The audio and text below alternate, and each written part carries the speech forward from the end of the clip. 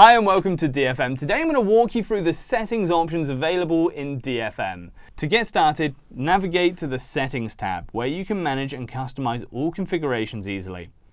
Under App-related settings, you can set your support email, define a meta title that is currently set to DFM, and even customize the look of your application by uploading a logo or a favicon using the Upload button. Next, we have the email configuration section. This is specifically for receiving deployment schedule emails.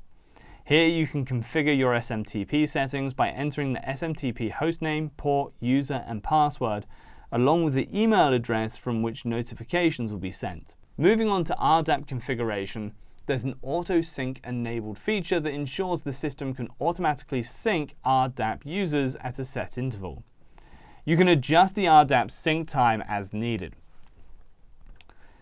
If you want to modify any RDAP configurations, simply click on the Change Configurations link, which will take you back to the RDAP setting page.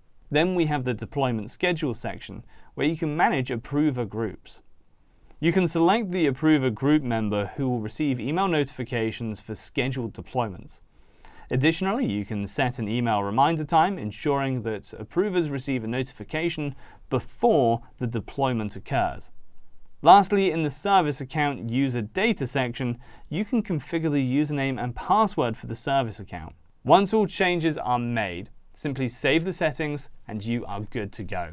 And that is it for the DFM settings overview. Thank you for watching, and I will see you in the next one.